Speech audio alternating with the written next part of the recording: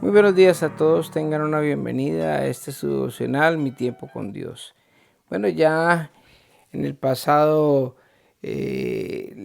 devocional vimos cómo terminamos ya el libro de Génesis, el cual significa en su palabra los principios. Vimos el principio de toda la creación de los seres humanos y ya quedamos en la historia donde José fue gobernador de Egipto y dejó a todo Israel posesionado, viviendo dentro de Egipto. Hoy vamos a empezar el libro de Éxodo y en este tiempo que vamos a empezar a leer en el primer capítulo vemos que ya pasaron 430 años. Así que hoy vamos a iniciar del libro de Éxodo, que significa salida, la salida del pueblo de Israel de Egipto, y vamos a leer el capítulo 1 y capítulo 2. Los israelitas en Egipto. Estamos leyendo Éxodo capítulo 1.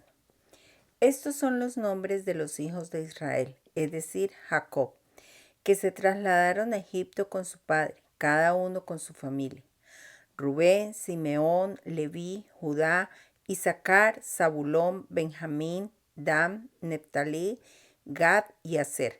En total, Jacob tuvo 70 descendientes en Egipto, incluido José, quien ya se encontraba allí.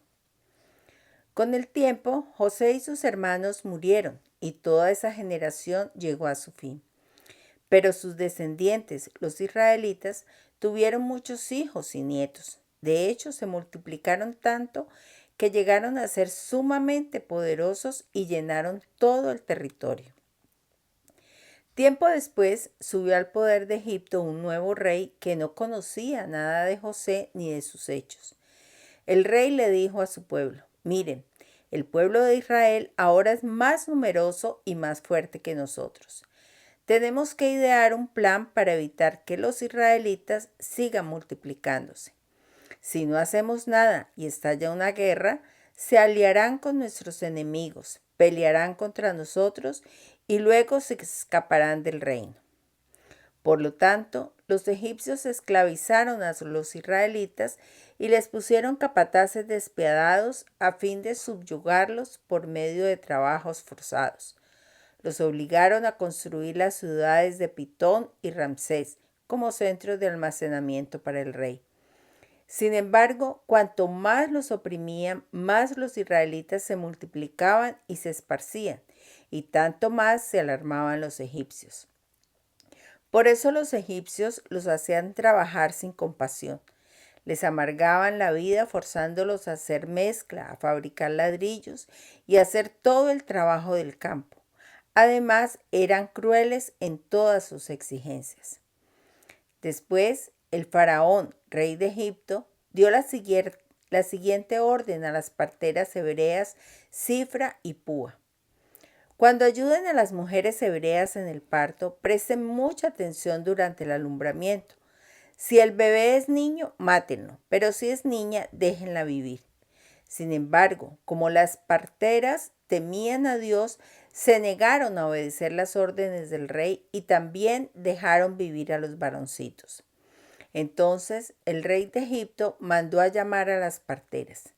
¿Por qué hicieron esto?, les preguntó. ¿Por qué dejaron con vida a los varones? Las mujeres hebreas no son como las egipcias, contestaron ellas. Son más vigorosas y dan a luz con tanta rapidez que siempre llegamos tarde. Por eso Dios fue bueno con las parteras y los israelitas siguieron multiplicándose y se hicieron cada vez más poderosos.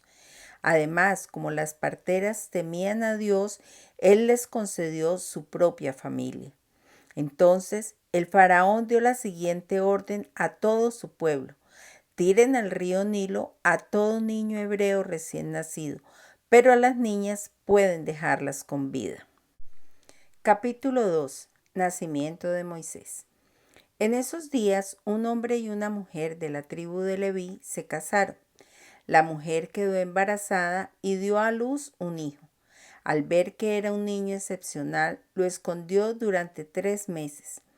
Cuando ya no pudo ocultarlo más, tomó una canasta de juncos de papiro y la recubrió con brea y resina para hacerla resistente al agua. Después puso al niño en la canasta y la acomodó entre los juncos a la orilla del río Nilo. La hermana del bebé se mantuvo a cierta distancia para ver qué le pasaría al niño. Al poco tiempo, la hija del faraón bajó a bañarse en el río y sus sirvientas se paseaban por la orilla. Cuando la princesa vio la canasta entre los juncos, mandó a su criada que se la trajera. Al abrir la canasta, la princesa vio al bebé. El niño lloraba y ella sintió lástima por él. Seguramente es un niño hebreo, dijo. Entonces la hermana del bebé se acercó a la princesa. ¿Quiere que vaya a buscar una mujer hebrea para que le amamante al bebé?, le preguntó. Sí, consigue a una, contestó la princesa. Entonces la muchacha fue y llamó a la madre del bebé. Toma este niño y dale pecho por mí, le dijo la princesa a la madre del niño.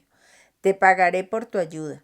Así que la mujer se fue con el bebé a su casa y lo amamantó.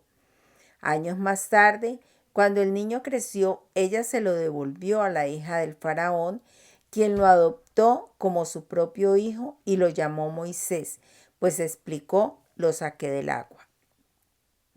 Moisés huye a Madián. Muchos años después, cuando ya era adulto, Moisés salió a visitar a los de su propio pueblo, a los hebreos, y vio con cuánta dureza los obligaban a trabajar. Durante su visita, vio que un egipcio golpeaba a uno de sus compatriotas hebreos. Entonces Moisés miró a todos lados para asegurarse de que nadie lo observaba, y mató al egipcio y escondió el cuerpo en la arena. Al día siguiente, cuando Moisés salió de nuevo a visitar a los de su pueblo, vio a dos hebreos peleando. ¿Por qué le pegas a tu amigo?, le preguntó Moisés al que había empezado la pelea. El hombre le contestó, ¿quién te nombró para ser nuestro príncipe y juez? ¿Vas a matarme como mataste ayer al egipcio? Entonces Moisés se asustó y pensó, todos saben lo que hice. Efectivamente, el faraón se enteró de lo que había ocurrido y trató de matar a Moisés, pero él huyó del faraón y se fue a vivir a la tierra de Madián. Cuando Moisés llegó a Madián, se sentó junto a un pozo. El sacerdote de Madián tenía 7 hijas, quienes fueron al pozo como de costumbre para sacar agua y llenar los bebederos para los rebaños de su padre. Pero llegaron unos pastores y las echaron de allí. Entonces Moisés se levantó de un salto y las rescató de los pastores. Luego sacó agua para los rebaños de las muchachas. Cuando las jóvenes regresaron a la casa de Reuel, su padre, él les preguntó, ¿por qué hoy han regresado tan pronto? Un egipcio nos rescató de los pastores, contestaron ellas. Después nos sacó agua y dio de beber a nuestros rebaños. ¿Y dónde está ese hombre?, les preguntó el padre. ¿Por qué lo dejaron allí? Invítenlo a comer con nosotros. Moisés aceptó la invitación y se estableció allí con Reuel. Con el tiempo, Reuel le entregó a su hija Séfora por esposa. Más tarde, ella dio a luz un hijo y Moisés lo llamó Gerson, pues explicó, he sido un extranjero en tierra extraña. Con el paso de los años, el rey de Egipto murió, pero los israelitas seguían gimiendo bajo el peso de la esclavitud. Clamaron por ayuda y su clamor subió hasta Dios, quien oyó sus gemidos y se acordó del pacto que había hecho con Abraham, Isaac y Jacob. Miró desde lo alto a los hijos de Israel y supo que ya había llegado el momento de actuar.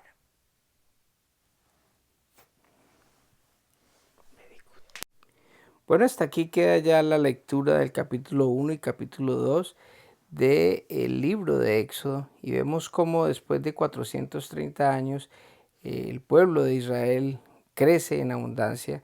Dios cumple su promesa con Abraham y con Sara, donde le dijo que iban a ser padre de multitudes, y vemos que el pueblo de Israel al crecer tanto empezó a ser una amenaza para el faraón que vivía en ese momento en Egipto. Y miren que hay algo bien importante, y es que cuando esto sucede, como dijimos en un principio, ya pasaron 430 años y ese faraón no se acordaba de nada de lo que había hecho José por Egipto hacía 430 años antes. Entonces, ¿cuál fue el miedo del faraón? El miedo del faraón era de que si el pueblo de Israel llegaba a unirse con alguno de sus enemigos, pues simplemente los iban a derrocar. Y como ellos lo tenían como esclavos a ellos, porque ellos habían obligado a este pueblo a que le trabajara gratis a los egipcios, entonces Dios, dentro de toda su misericordia, permite que muchos niños que iban a ser asesinados, tirados al río por orden de Faraón, no lo hicieran las parteras, porque las parteras tuvieron esa fortaleza de pronto de resguardarlos. Y dentro de esos niños estaba Moisés, que tuvo una particularidad muy importante, y es que Moisés fue rescatado de las aguas, porque en ese momento la mamá de Moisés lo puso en una cesta, y esa cesta llegó a manos de la hija de Faraón. Entonces ella lo tomó a él como si fuera hijo de ella y simplemente lo permitió que Moisés creciera. Mire que hay algo bien importante en este suceso, y es que cuando nosotros vemos, todos los israelitas habían nacido como esclavos. Cuando una persona nace en una condición, para esa persona es normal lo que acontece o lo que estaba aconteciendo para ellos. Entonces, si yo nací como esclavo, ser esclavo y hacer ladrillos toda la vida, pues es normal, pero nunca voy a ver la diferencia y de pronto no voy a querer salir de ese ambiente en el que yo me desenvuelvo. Solamente cuando yo puedo ver otro ambiente o otra persona que viene de afuera puede darse cuenta de la situación real, y eso fue lo que pasó con Moisés. Moisés nació israelita, pero se crió como egipcio, y no solamente se crió como egipcio, sino que se crió como hijo de Faraón. Entonces, ¿qué pasa? Moisés sí podía darse cuenta de la diferencia, porque él veía al pueblo de Israel cuando él se dio cuenta de que era hijo de israelita, y sí se dio cuenta de que lo mal que le estaban pasando ellos. Hay dos cosas. Una es que el pueblo de Israel estaba orando a Dios para que los sacara de esa situación. Y Moisés empezó a darse cuenta también, y me imagino que el Señor puso en su corazón el ayudarlos a ellos, y él por sus propias manos quiso ayudar a los israelitas, matando a un soldado que estaba siendo injusto con uno de sus hermanos israelitas. Entonces, ¿qué pasó en ese momento?